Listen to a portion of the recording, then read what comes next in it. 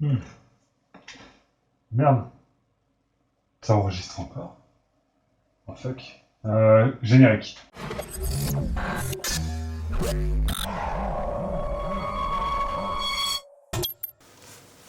Ben voilà qui est mieux. Alors, dans cette vidéo, on va continuer les deux précédentes parties. Donc, on attaque la troisième, qui est la partie sur le routing. Donc, pour le routage, on va utiliser Express, bien entendu, et les tokens. Ça va être la partie qui est pas... Là, pour l'instant, ça va pas être la partie la plus importante, elle sera le plus important après. Mais comme il faut considérer l'utilisation des tokens, il faut qu'on le prépare déjà dans cette partie-là. Alors, la route, il nous reste deux routes en fait à faire. Il nous reste la route account et la route hôte. Donc, ces deux routes-là, on a account qui va être la route qui va être utilisée pour créer, supprimer, modifier, etc. des utilisateurs. Et la route out qui va permettre d'authentifier quelqu'un. Le truc, c'est qu'on ne peut pas authentifier quelqu'un tant qu'on ne l'a pas créé. Du coup, la première route qu'on va devoir gérer, ça va être la route account, avec la plus grosse partie qui est la création de l'utilisateur en elle-même. La création de l'utilisateur, on va avoir la route account et la méthode put. Pour supprimer un utilisateur, ce sera toujours la route account, mais avec la route delete. Pour récupérer les informations de l'utilisateur, ce sera account méthode get. Et éventuellement, pour modifier les informations de l'utilisateur, qu'on ne verra pas, ce sera account en méthode post. Chose importante dans ces différentes méthodes, c'est qu'il n'y a qu'une seule méthode qui doit être accessible. Ça va être la méthode pour créer l'utilisateur, donc la méthode put. Et par contre, la méthode get, delete, post doivent être des méthodes qui doivent être protégées justement par le token. Et cette chose-là, on la voit grâce à Express. C'est Express JWT, qui est un middleware qu'on va pouvoir intégrer dans nos routes, qui va checker si on a un token de présence sur la route. Et si ce token est valide, on pourra par la suite poursuivre le développement. Par contre, s'il n'y a pas de token qui a été envoyé. Dans ce cas, la route n'est même pas appelée. On renvoie une erreur à l'utilisateur en disant que il y a besoin d'une authentification pour pouvoir accéder à cette route-là. Donc ça permet notamment d'éviter que n'importe qui puisse deleter les comptes de n'importe qui. Et ça permet aussi d'éviter à n'importe qui de récupérer des informations de n'importe qui. Par contre, on laissera, vous allez voir avec le unless, la possibilité à n'importe qui de créer des comptes à la volée. Après, c'est de la démonstration, c'est du tuto, donc à vous d'adapter aux besoins votre code si vous voulez verrouiller la création de compte à une personne en particulier ou via un panel d'administration, enfin bref, c'est à vous de voir. Donc je vous laisse pour le tutoriel et puis on se retrouve sûrement à la fin pour la conclusion. On reprend notre fichier app.js dans lequel on va simplement recréer notre route. Donc la route account qui va être la première route qu'on va voir aujourd'hui. Donc on fait notre app use account et on va faire un require de notre fichier account que l'on va mettre dans le dossier route. Nous allons bien entendu inclure les différentes librairies nécessaires. Donc Express qui va nous permettre justement de gérer la route account dans le cas présent. Express JWT qui est un middleware qui va nous permettre d'injecter un token qui est envoyé par le client aux routes dans Express. JSON Web Token qui lui va nous permettre de vérifier si le token envoyé est un token qui est non seulement bon mais en plus valide. Par la suite, on va aller récupérer notre modèle user pour pouvoir faire nos différentes requêtes à la base de données, donc notre find ou notre insert. Et on va utiliser le Express Router pour avoir une route complètement indépendante et avoir un module de route qui soit indépendant de notre application globale. On va créer notre première méthode, la méthode put, qui va nous permettre de créer un compte utilisateur ou plusieurs comptes utilisateurs via des informations qui seront envoyées dans le body. La première chose qu'on va faire en rentrant dans cette route, c'est de vérifier si le body contient bien quelque chose. Donc on fait un test de object.key rec.body et si sa longueur est inférieure ou égale à 0, ça veut dire que les données n'ont pas été envoyées. Dans ce cas, on retourne un statut code 405 qui est une méthode non autorisée. Et on retourne aussi en même temps un message pour demander à envoyer des données à l'utilisateur. Maintenant qu'on sait que body contient quelque chose, on va aller faire une requête au niveau de la base de données pour savoir si un utilisateur portant le nom qui est envoyé dans le body existe ou pas. Donc tout simplement, on fait un find one pour ne retourner qu'un seul résultat. La première chose que je fais généralement quand j'ai une callback avec une erreur, c'est de gérer cette erreur et de retourner quelque chose. Là, je retourne un code 400 pour dire qu'il y a eu un problème dans la base de données. Et seulement, on n'en dit pas plus. Il y a une erreur 400 et on fait un return pour stopper le code à cet endroit-là. Ma route me permet de créer un nouvel utilisateur. Du coup, si dans ma base de données, j'ai déjà un utilisateur qui existe, je vais donner l'information au client en lui envoyant un 409. Donc le 409, c'est un code de conflit, en lui disant qu'un compte est déjà existant et du coup, ça ne sert à rien d'essayer de le créer puisqu'il existe déjà. Donc j'arrête le script à cet endroit-là. On va mettre un peu de commentaires pour se retrouver dans notre code si des fois on a besoin de le relire un peu plus tard. Donc le premier bloc c'est pour tester s'il y a une erreur dans la base de données et le second pour voir si un utilisateur est déjà existant. Donc s'il n'y a pas d'erreur et que l'utilisateur n'existe pas déjà, eh bien on va en créer un nouveau. Donc on va nous faire une nouvelle variable, une nouvelle constante, qu'on va appeler new user, et dans laquelle on va mettre notre objet. Alors je ne vais pas m'embêter à recopier tout à la main, nous avons notre modèle, donc je vais récupérer le schéma de notre modèle en commentaire et je vais travailler dessus. Donc c'est parti, on va simplement quasiment faire de la copie par rapport au schéma. On va reprendre le username, le first name, le last name, l'email à partir de rec.body et on va garder exactement les mêmes noms. Pour le put, ce sera beaucoup plus simple. Donc le client devra envoyer ces informations-là pour que l'enregistrement puisse être fait. Dans notre schéma, nous avons aussi account qui est un objet qui est dans notre schéma, donc c'est un schéma type mix.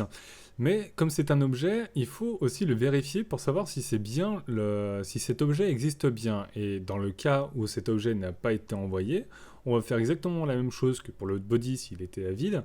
On va tester si l'objet account existe et s'il n'existe pas, on va tout simplement envoyer une erreur 405. Donc de la même façon que juste avant, en demandant au client de nous renvoyer, on va lui dire que les informations qu'il nous a envoyées ne sont pas correctes, donc qu'il faudra qu'il nous les retourne. Donc pour account, on va utiliser deux clés, kind et password. Alors pourquoi est-ce que j'utilise kind parce que dans l'idée, l'API pourra être utilisée non pas avec une connexion simplement avec un mot de passe, mais potentiellement avec une API comme celle de Facebook ou de Google ou autre pour se connecter. Dans notre cas présent, on va utiliser kind en tant que password, mais on peut très bien voir dans un futur plus ou moins proche l'utilisation de kind en tant qu'API et dire que notre kind contient l'API Facebook. Et du coup, à la place de password, nous aurons la clé API avec le token qui nous sera donné par Facebook, par exemple. Maintenant que notre nouvel objet new user existe, on va pouvoir recréer, faire l'enregistrement dans la base de données de nos différentes informations, donc avec newuser.save.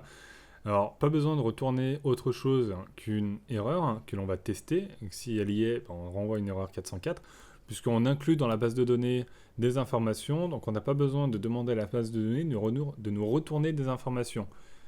C'est pour ça que dans la callback, je n'ai que les erreurs.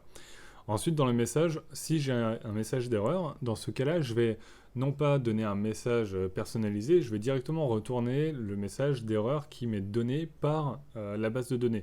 Donc là, je ne m'embête pas, c'est dans erreur, il y a un objet qui s'appelle error, et dans cet objet error, on a un tableau qui, pour le premier élément, donc l'élément 0, il y a un autre objet qui s'appelle message qui contient le code erreur avec toutes les informations de l'erreur. Et dans le cas où on n'a pas d'erreur, on va simplement retourner l'information 201, comme quoi le compte a bien été créé. Alors, petite correction, on va déjà mettre un petit commentaire sur le bloc put. J'ai fait une petite erreur en haut, c'est pas users, c'est user. On va exporter notre module, donc avec notre module.export account. Donc account, c'est la route qui a été créée. On va corriger, on va rajouter un petit S à keys, sinon ça ne fonctionne pas. Et un petit truc important, c'est le test de account. Ici, je n'ai fait qu'un test sur la longueur de account. Mais le problème, c'est que c'est un objet. Donc si cet objet n'existe pas, account.length va me retourner une erreur. Et du coup, mon code va planter. Du coup, il faut tester, savoir si account est un objet qui existe. On peut faire un triple égal undefined, mais le problème c'est que ça va pas fonctionner parce que undefined, il va tester le type et le contenu. Du coup, pour tester, pour vérifier si c'est bien un undefined en type et en contenu, il nous faut simplement faire un typeof.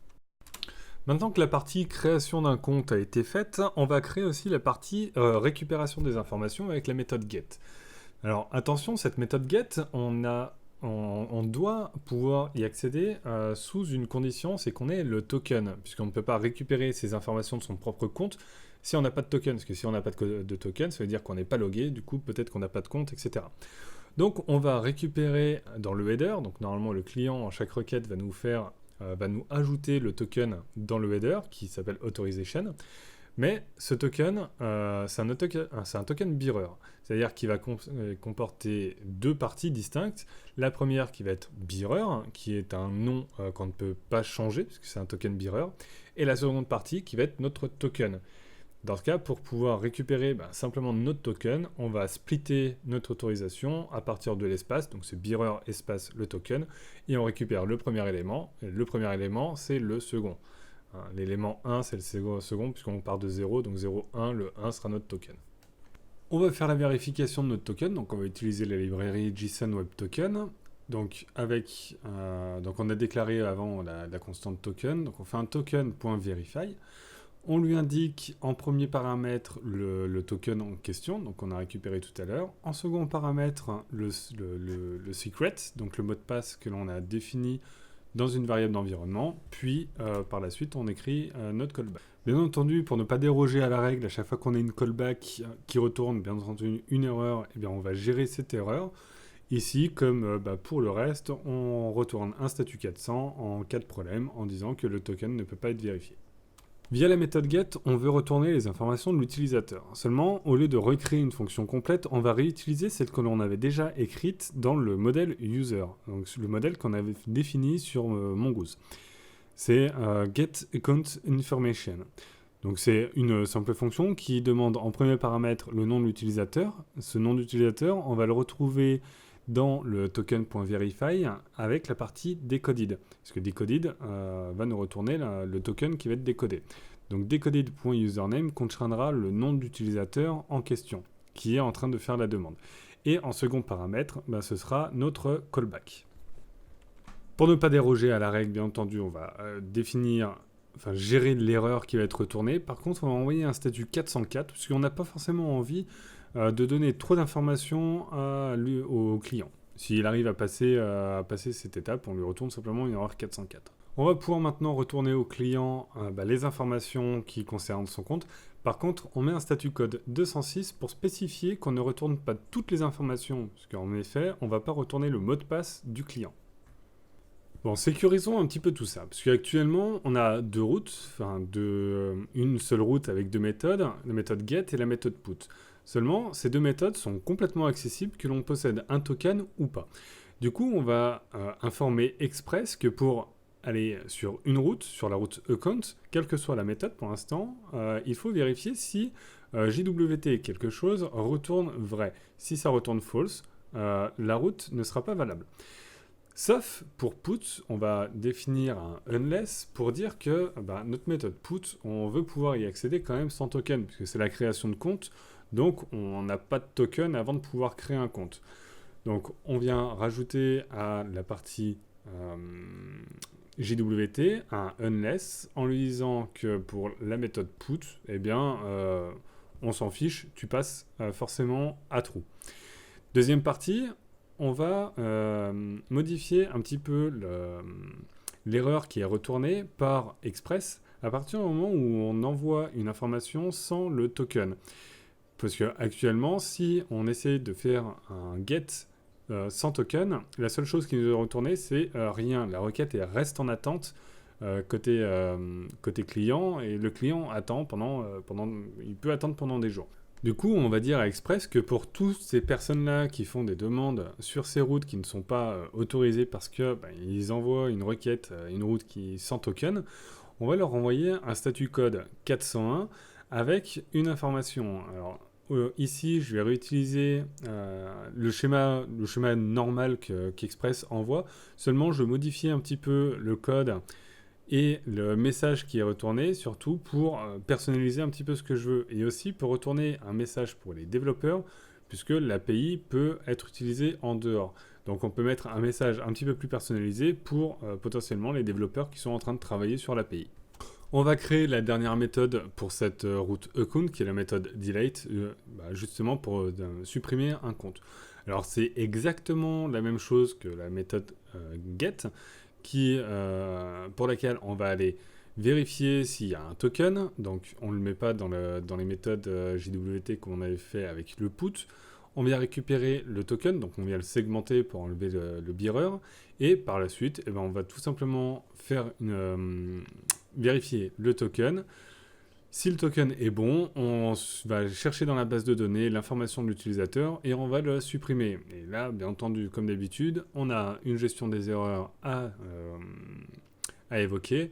Et une fois que le compte a été supprimé de la base de données, on va retourner un statut 204 au client. 204 pour dire « Ok, mais je ne renvoie pas d'informations parce qu'on a supprimé les infos, donc on n'a plus rien à envoyer. » Mais en tout cas, un statut 200, enfin un statut 200X qui dit « Ok, on a bien supprimé, la requête a bien été faite correctement. » Donc pour supprimer, on utilise le find, wand and remove, donc, qui va permettre de chercher une donnée et de la supprimer avec le nom de l'utilisateur et notre callback. Alors dans la callback, on n'a que l'erreur à gérer, on n'a pas de données puisque, comme je l'ai dit juste avant, étant donné qu'on fait de la suppression, on n'a pas de data qui va être retournée.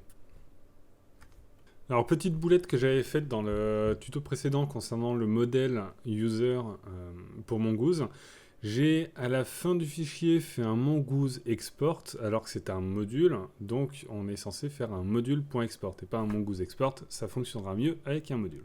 On va tester un petit peu tout ça, voir si ça fonctionne. Donc je me rends dans mon répertoire de l'application, je lance l'application avec l'utilisation de NodeMon.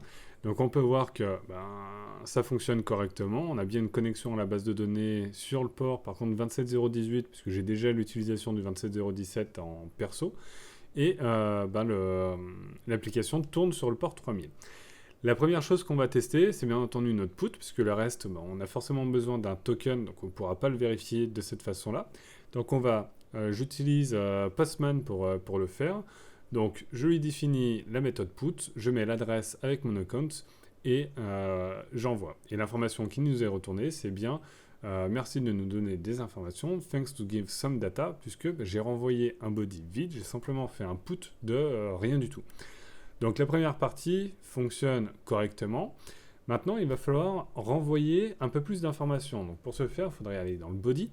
Mais on ne peut pas utiliser le body tel quel, puisqu'on a, souvenez-vous, la partie account, qui est un objet.